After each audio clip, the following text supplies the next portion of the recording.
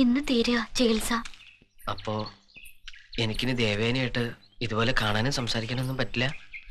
ഇല്ല. ഞാൻ കാണും, എവിടെയെങ്കിലും വെച്ച് കാണും, സംസാരിക്കും, ആരും അറിയാതെ. വേണ്ട വേണ്ട, എനിക്ക് പേടിയാ. അങ്ങനെയൊക്കെ നമ്മളെ കണ്ട എന്താ ഇവിടുത്തെ ശിക്ഷകളൊക്കെ? കുറ്റം ആണിൻ്റെതാണെങ്കിൽ കൈ വെട്ടിമാറ്റും. പെണ്ണിന്റെ കുറ്റമാണെങ്കിൽ ചെറിയൊരു ശിക്ഷയുള്ളൂ, തമ്മിൽ കാണരുതെന്നൊരു വിലക്ക്. വിലക്ക് തെറ്റിച്ചാ പിന്നെ പെണ്ണ് സ്വപ്നഭൂമിയിൽ വാഴാൻ പറ്റില്ല. അവളെ കരിയാത്ത മലയിലെ കാട്ടാളന്മാർക്കുള്ളതാ. കൈ വെട്ടി മാറ്റിയാലും സാരമില്ല, എനിക്ക് ദേവുവിനെ കാണണം സ്വകാര്യമായി. കാണാനും ഞാൻ സമ്മതിക്കില്ല.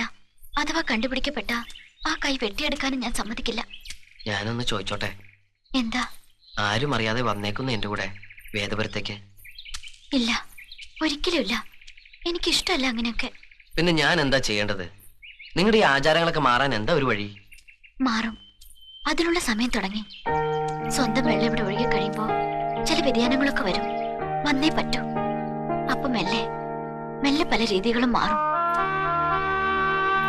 ഇവിടുള്ളവരെല്ലാം ചേർന്ന് എന്നെ ഒരു ആഘോഷമായി വേദപുരത്ത് എത്തിച്ചു തരും. എന്റെ ഒരു മോഹം അത്. അങ്ങനെ സംഭവിക്കുമെന്ന് കരുതുന്നുണ്ടോ? ഉണ്ട്. അതിന് ഒരുപാട് നാളുകൾ എടുത്താലോ? ഞാൻ കാത്തിരിക്കും. 10-15 വർഷങ്ങൾ എടുത്താലോ? ഞാൻ കാത്തിരിക്കും. അതുവരെ തമ്മി കാണരുത്. ശരി, ദേവേനയുടെ ഇഷ്ടങ്ങൾക്ക് ഞാൻ എതിര് നിൽക്കില്ല. അത്രയ്ക്ക് സ്നേഹിച്ചു പോയി. ഇപ്പോ ചികിത്സ ഇപ്പോ ഇവിടെ വെച്ച് തീരുകയാണ്. ഇത്രയും കാലം ഞാൻ ചികിത്സിച്ചത് മറ്റാരുമല്ല, എന്റെ ദേവനെ തന്നെയായിരുന്നു എന്ന സന്തോഷമുണ്ട് എനിക്ക്. ഇനി ഈ ശരീരത്തില് ദേവേനെ തുടരുന്നറിയാം. അതുകൊണ്ട് ഞാനൊന്ന് തൊടുക അവസാനമായി.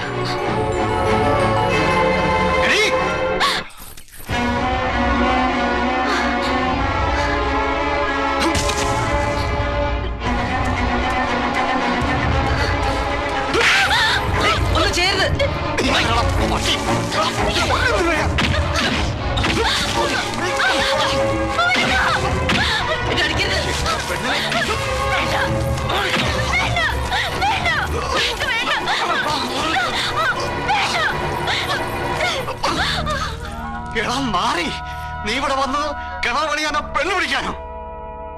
ചൊല്ലും ചെലവും തന്ന് നിന്നെ മണ്ണി കാലുകുത്തിച്ച എന്റെ പെണ്ണിനെ തന്നെ അവിടെ നിനക്ക് അല്ല.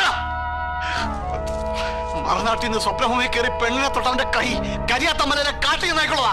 അറിയോ?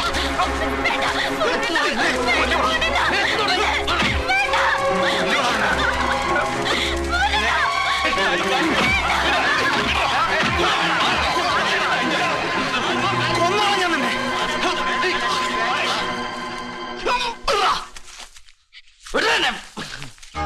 1000 മൃതം നോറ്റ് നാഡീവൈദ്യം പഠിച്ച പെണ്ണെന്ന നിലയിൽ ഏതാണുങ്ങളുടെ ദേഹം ഒഴിഞ്ഞ് രാപ്പാർത്തവരെ ഇവിടെ പിഴച്ചു പോയില്ല എന്നൊരു വിശ്വാസം ഉണ്ടായിരുന്നു സ്വപ്നഭൂമിക്കാർക്ക്.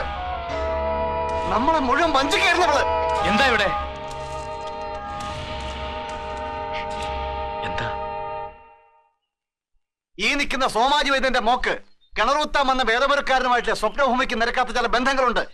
അവിഹിത ബന്ധം. അതിപ്പോ ഞാൻ നേരിക്കണ്ടു. ചികിത്സയുടെ പേരും പറഞ്ഞ് നമ്മളൊക്കെ ഇവിടെ കബളിപ്പിക്കായിരുന്നു. മോളെ വേണ്ട, നാട്ടുകൂട്ടത്തിന്റെ തീരുമാനം പറഞ്ഞിട്ട് നീ മിണ്ടിയാ മതി. അങ്ങോട്ട് മാറി. ഇതെന്ത് ന്യായമാ? ഇവിടെ ഇപ്പൊ ഭൂരപ്പം പറഞ്ഞ ഒരു പക്ഷമല്ലേ കേട്ടിട്ടുള്ളൂ, ഇതിനൊരു മറുപക്ഷമില്ലേ? അതും കേൾക്കണ്ടേ? അതാ ശരി. നാട്ടുകൂട്ടത്തിലെ അംഗങ്ങളും ഗണനാഥനും ഇവിടെ ഇപ്പോൾ ഉള്ള സ്ഥിതിക്ക് ഇനി ഇത് നീട്ടിവെക്കേണ്ട കാര്യമില്ലല്ലോ. പറയാനുള്ളത് കേട്ടിട്ട് ഒരു തീരുമാനം എടുക്കുന്നതല്ലേ നല്ലത്. മരുത്താള വൈദ്യപ്രകാരം നാഡീ ചികിത്സ നടത്തുന്ന ഈ കുട്ടിയുടെ കാര്യത്തിൽ ഭുവനപ്പം പറയുന്ന പരാതികൾ മുഖവിലക്കെടുക്കാൻ പറ്റില്ല. നാഡീ ചികിത്സാ മുറകളിൽ ചിലത് പുറമേ നിൽക്കുന്നവർക്ക് തെറ്റിദ്ധാരണ ഉണ്ടാക്കും.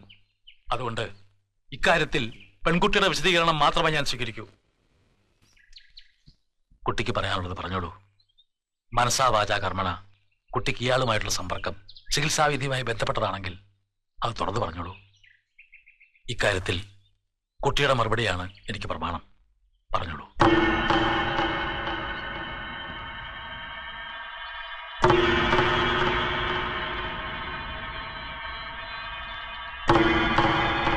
ചികിത്സയുമായി ബന്ധപ്പെട്ടതല്ല.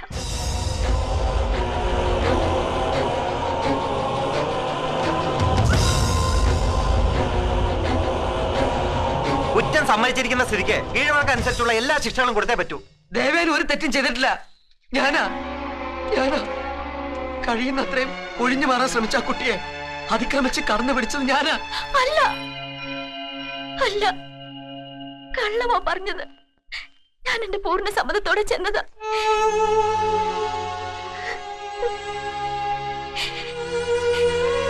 രണ്ടുപേരുടെ ഉള്ളിരിപ്പ് കേട്ടല്ലോ.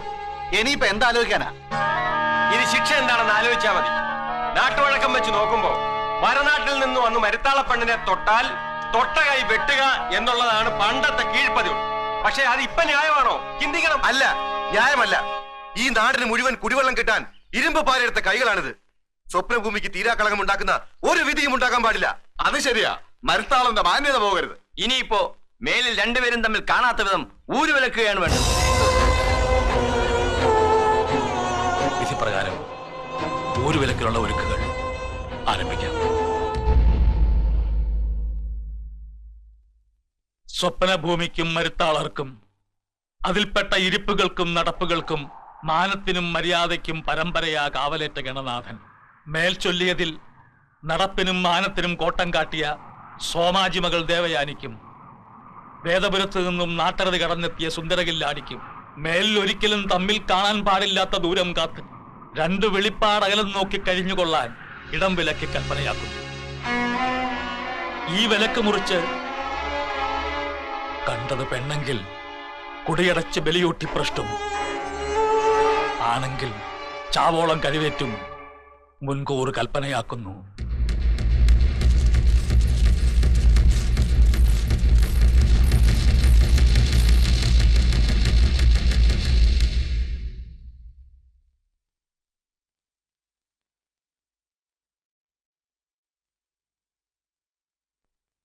ഇങ്ങത്താ, ഞാൻ നിർത്താം.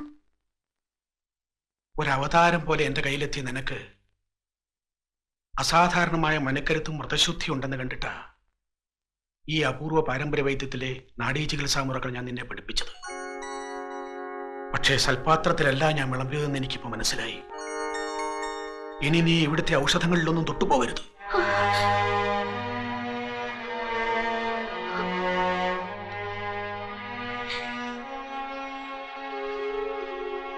എന്നാലും ഇങ്ങനൊരു തെറ്റ് നിനക്ക് എങ്ങനെ സംഭവിച്ചടി മോളെ?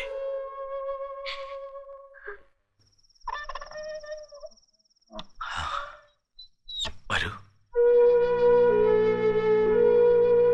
എന്താ കുട്ടി, എന്താ ഈ രാത്രിയില്? മനസ്സിലുള്ളതൊക്കെ തുറന്നു പറയാൻ എനിക്ക് വേറെ ആരുമില്ല, അതുകൊണ്ട് വന്നതാ. കുട്ടിയോട് ഇരിക്കൂ.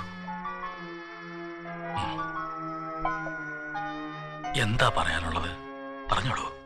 എല്ലാരും ചോദിക്കുന്നു എനിക്ക് എന്ത് പറ്റിയെന്ന്. എനിക്കറിയില്ല എനിക്ക് എന്ത് പറ്റിപ്പോയെന്ന്. എനിക്കൊന്ന് പറഞ്ഞു തരൂ. ചികിത്സയുടെ പേരും പറഞ്ഞ് എനിക്ക് ഒഴിയാമായിരുന്നു. എന്നിട്ടും ഞാനത് ചെയ്തില്ല. അതാണോ ഞാൻ ചെയ്ത തെറ്റ്? നിങ്ങളൊക്കെ കൂടെ എന്റെ നെഞ്ചിന്നെടുത്ത് രണ്ട് വെളിപ്പാട് അപ്പുറത്തേക്ക് എറിഞ്ഞത് തെറ്റിനെയാണോ ശരിയാണോ എന്ന് എനിക്കറിയില്ല. എന്നാലും അതെടുത്ത് പിന്നെയും എന്റെ നെഞ്ചോട് ചേർക്കാൻ തോന്നുന്നു. ഞാൻ എന്താ ഇങ്ങനെയൊക്കെ? എനിക്കൊന്ന് പറഞ്ഞു തരൂ. മോളെ, നിങ്ങൾക്ക് വിലക്ക് കൽപ്പിച്ചു പോന്ന എന്റെ ഈ വീട്ടുവഴിയെ ഉറക്കവും കൊണ്ടിലെ രാത്രികൾ വരില്ല. നിന്റെ ഉറങ്ങാത്ത രാത്രികൾ എനിക്ക് തന്നിട്ട് നീ പോയി ശാന്തമായി ഉറങ്ങുക.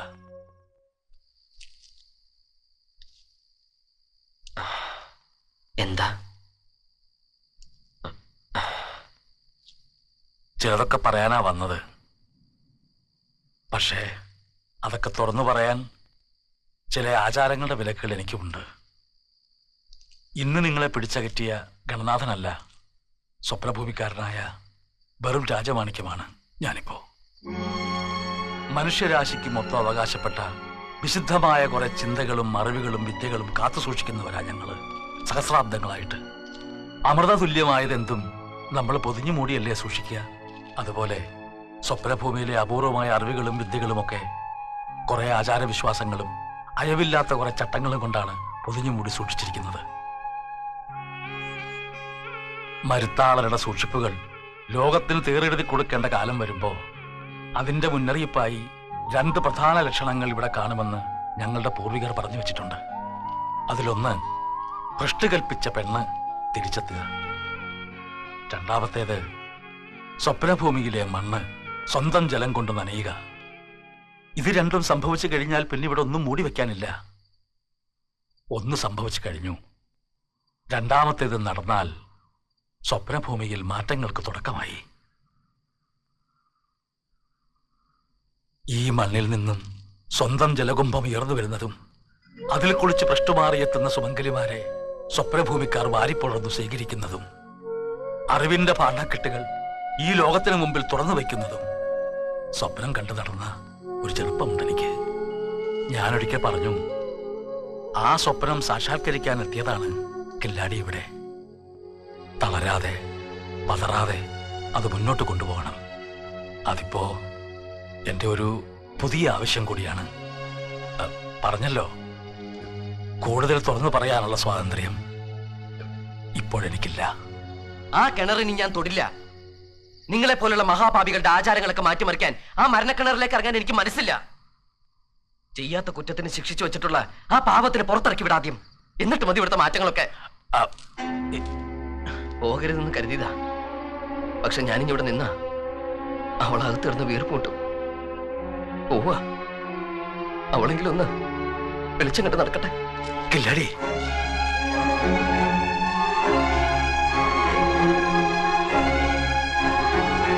വാസുണ്ണ, വാസുണ്ണ.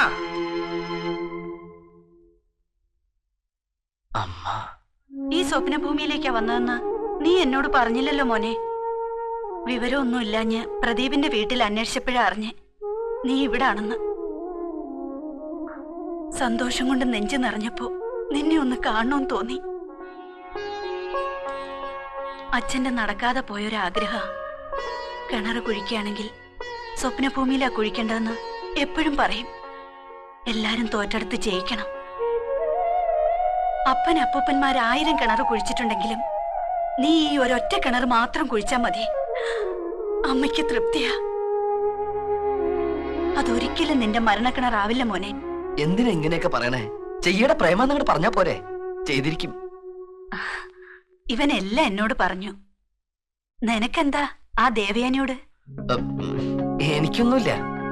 ഏയ്, ആ ദേവയാനിയോട് എനിക്കൊന്നുമില്ല. പഞ്ചപാവങ്ങളായി സ്വപ്നഭൂമിയിലുള്ളവര്. നീ അവരുടെ മണ്ണ് നനച്ചുകൂടെ? നിന്റെ കാൽക്കൽ അവരെന്തും കൊണ്ടുവയ്ക്കും. എന്തും.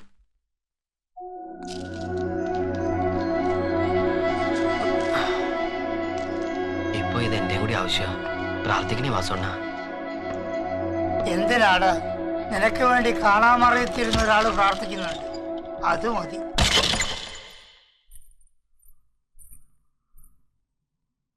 ദേവു, ഇന്ന് ശരിക്ക് പണി നടന്നു. ആണുങ്ങളൊന്നും അങ്ങോട്ട് പോയേ ഇല്ല. എന്തേ? 40 കോല് കഴിഞ്ഞു ഇത്രേ. ഓരോരുത്തർ ഓരോന്നൊക്കെ പറഞ്ഞു തുടങ്ങിയിട്ടുണ്ട്. നീ ഉണ്ടായിരുന്നെങ്കില് വല്ലതൊക്കെ തിരിച്ചു പറയായിരുന്നു. കണ്ടോ? ഇല്ല, ഇന്ന് നേരത്തെ പോയി. വെറുതെ ആളുകൾ പറഞ്ഞ് പേടിപ്പിക്കുക.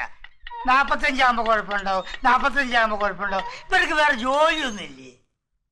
കുഴപ്പമുണ്ടാവും വാസുണ്ണ. ഇവിടുത്തെ ഭൂഘടന അങ്ങനെയാ. 45 കോല് വരെ താങ്ങി നിൽക്കാൻ മണ്ണിന് ബലമുണ്ട്. അതിനപ്പുറത്തോട്ട് പോയിട്ടും വെള്ളം കിട്ടുന്നില്ലേ പിന്നെ മണ്ണിടിയും. ഒന്നും ഉണ്ടാകാതിരിക്കാൻ ഞാൻ താഴ്ഭാഗം കോണിച്ച വെട്ടിയിരിക്കുന്നേ. പക്ഷേ അതല്ല പ്രശ്നം. മഴ. കഴിഞ്ഞ 2 പ്രാവശ്യവും 45 കോലായപ്പോ മഴ പെയ്തു. അപകടം അത്. മഴ പെയ്ത മണ്ണ് എല്ലാ ഭാഗത്തുനിന്നും കിണറ്റിലേക്ക് തള്ളി ഇറങ്ങും. സ്വപ്നഭൂമിയാക്കി വിറയ്ക്കും. വിള്ളലുണ്ടാവും. ഇന്ന് രാത്രി മഴ ഉണ്ടായിക്കൂടാ.